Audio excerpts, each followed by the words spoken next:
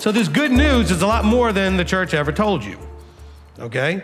It's a whole range of things that fall into the category of positive, forward-looking messages to his children, his people, about things that haven't happened yet, that they can look forward to.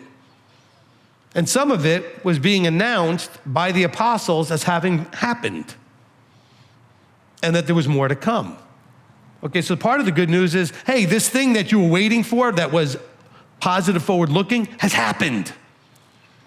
Because the Jewish community in Yeshua's day was looking forward to things that Yeshua did, and they needed to hear that he came and did them.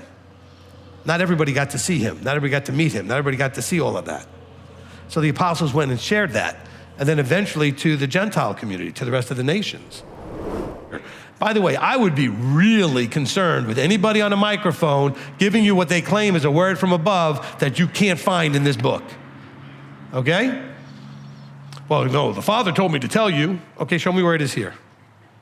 Because I'm going to tell you the Father told me to tell you, and it's every word I'm reading out of here. And he told me to tell you, you need to take this stuff serious. It's true, it's real, and it's going to happen, okay?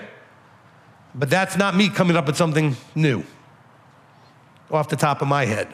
Okay? And so I don't know the source of wherever these people think they're getting it from. You know, I've got a word. I do too.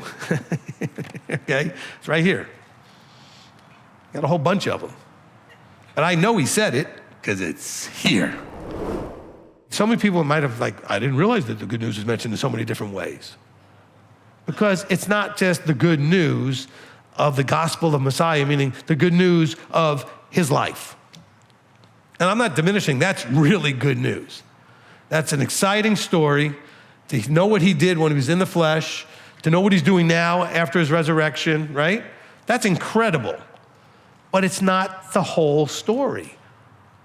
As a matter of fact, it's a fulfillment of the older story of good news that was given to older groups of people that they were waiting for this to happen.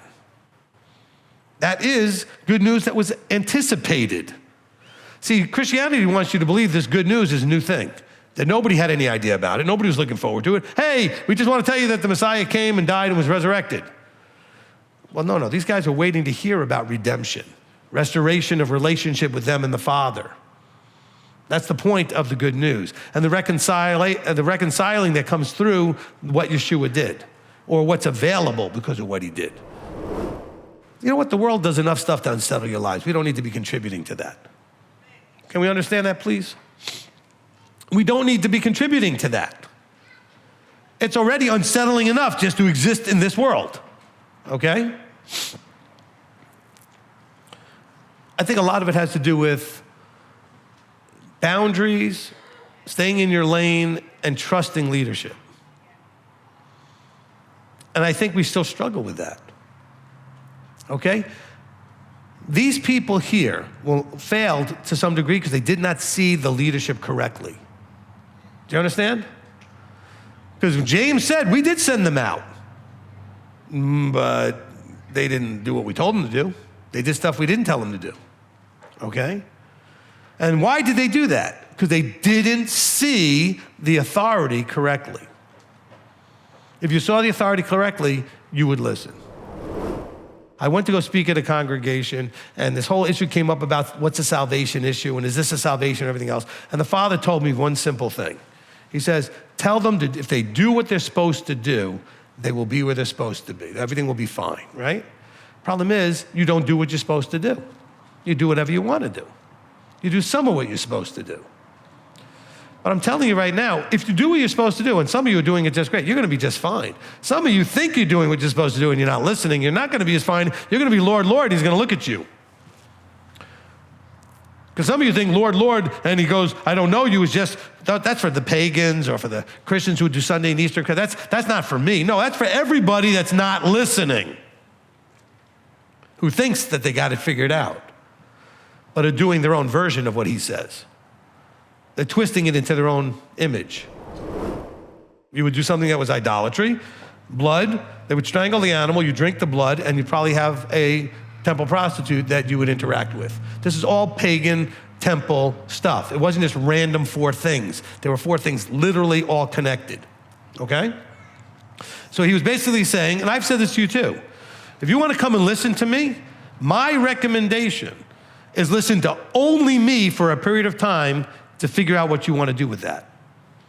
But if you're listening to me and 5 other people, then it's all noise. Pick one. I don't even care if it's me. Pick anyone. Listen to that one enough to figure out if that's where you're supposed to be. And then try something else and listen to that. But don't listen to, you can't hear anything listening to 6 people at the same time. Because you know what you're gonna end up doing? Well, I like what this one said about the Sabbath, and I like what this one said about tithing, and I like what this one said about divorce, and I like what this one said about forgiveness. Now what do you got with that? What you have there is the ministry of you. Because you went and found what you wanted. And you can find whatever you want. There's enough teaching out there to have somebody teach what you want. They therefore, being sent off, went to Antioch. And having gathered the crowd together, they delivered the letter. And having read it, they rejoiced over its encouragement. So the encouragement was what? Hey, you don't have to commit to anything until you know what it is you're committing, what you're committing to, right? That's very encouraging. I wouldn't commit to anything. If somebody told me that I walked in the door and, hey, you want to come to this congregation, you got to get circumcised first? No. I don't even know what you guys teach yet. I'm a Gentile. I have no idea what you're doing. It appealed to me, something I heard, and I want to hear more. Something appealed to me, because remember, the Father's drawing. But I don't know what you guys do yet. I don't want to sign up and join and be a member. I want to hear what else you got to say. That's why our doors are open. Come and hear what we have to say. I can minister to you. The Father can minister to you. We don't minister to him. He doesn't need anything from you. But I've seen recently a group that thought, what we need to do on holy days is minister to the King. And we're going to sing. And that's our whole thing. We're going to sing, and that's ministering to the King. He doesn't need your songs or your singing. Why do we sing? Why do we do praise? It's to express from our own hearts how we're communicating with our King. We're not ministering to our King. We're ministering to ourselves and the people around us who are joining in and feeling that feeling, which takes us out of other bad feelings and other places. So when you sing praise, who does it really minister to? You. Because it gets you focused correctly on him. So it's not ministering to him. He doesn't need any ministering to. He's got everything. But he loves to hear how we feel about him. Truly then, having overlooked these times of ignorance, Elohim now commands all men everywhere to repent. What are you repenting of? Part of it is this nonsense, where you think you know what he is and how he is, and you want to put him in a box.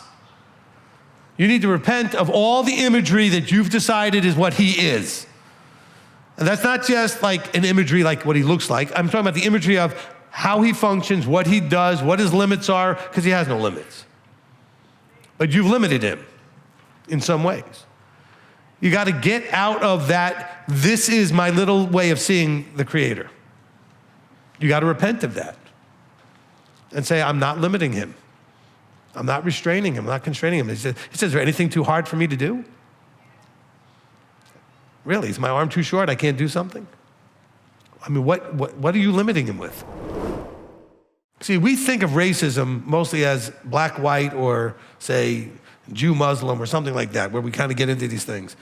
There was a big problem, Jew, Gentile. Big. Both sides.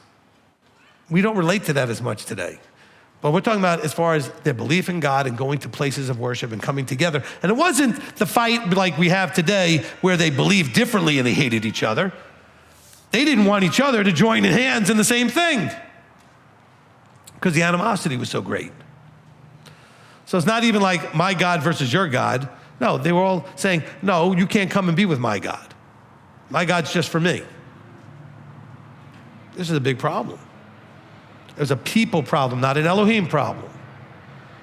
It's the ego, pride, and selfish junk that we have. But I don't like them. Okay, but they're you. You just don't know it. And there's people out there looking at you the same way. Well, I don't like them. But we're all part of him. And until we get that, we're not going to get anywhere.